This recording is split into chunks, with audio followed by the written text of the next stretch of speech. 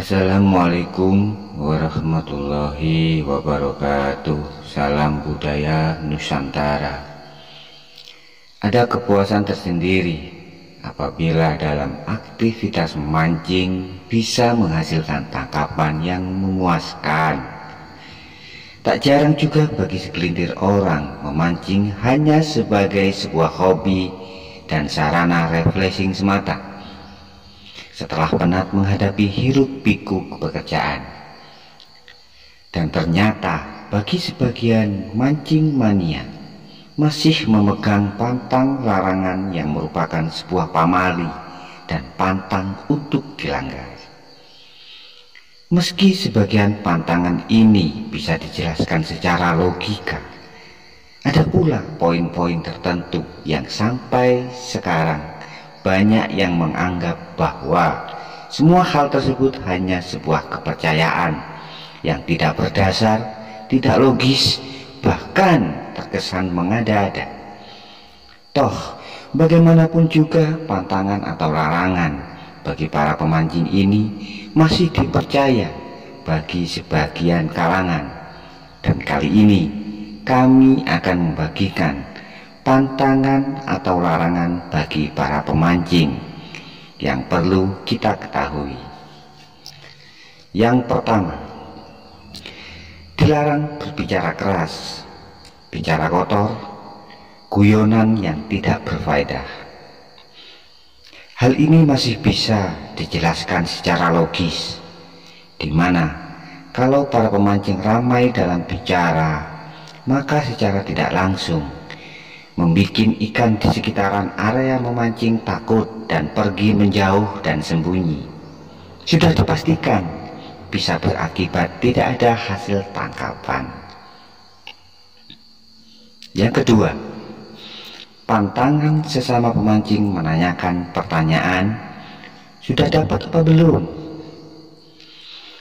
Hal ini sudah tenar di kalangan mancing mania. Entah apa yang mendasari kepercayaan tersebut.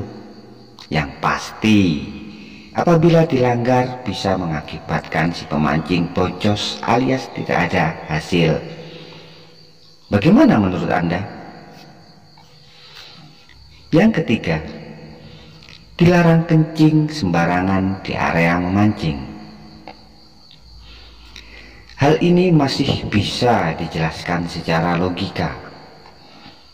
Hal ini mengajarkan akan adab sopan santun dimanapun kita berada. Bahkan sebagian orang percaya bahwa di setiap tempat, apalagi jauh dari pemukiman, itu ada penunggunya yang jelas dalam hal ini adalah makhluk gaib tak kasat mata. Perlunya permisi dulu bila melakukan hal itu. Apabila melanggar bisa mengakibatkan boncos, bahkan berakibat fatal kepada si pemancing. Wallahu alam. Kita kembalikan kepada kepercayaan masing-masing. Pantangan yang keempat ialah joran pancing yang terlangkai wanita. Sebagian berpendapat bahwa bila joran pancing sengaja maupun tidak sengaja terlangkahi wanita, maka joran tersebut tidak bisa digunakan kembali.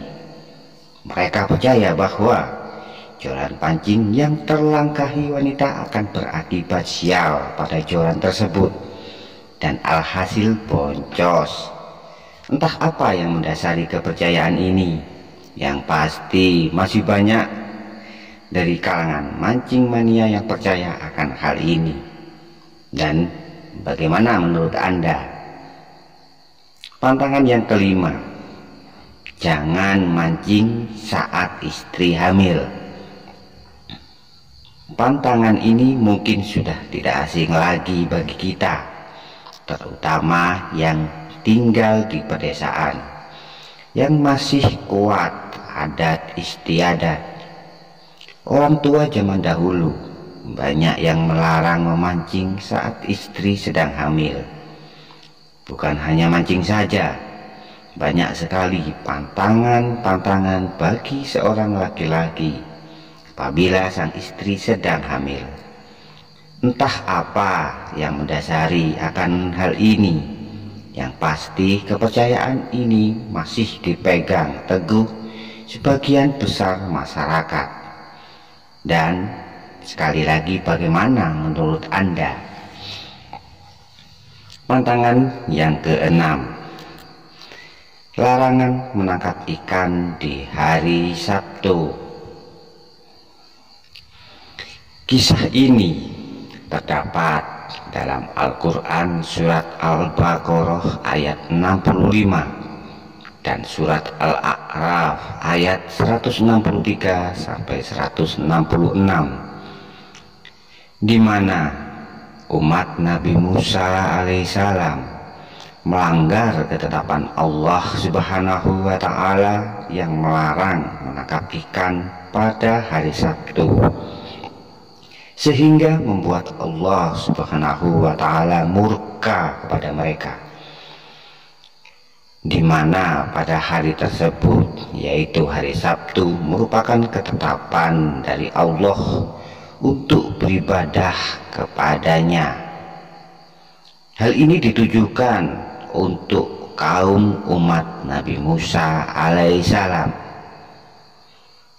Dari kedua ayat di atas yang diabadikan di dalam Al-Quran merupakan sebuah pelajaran bagi umat manusia setelahnya.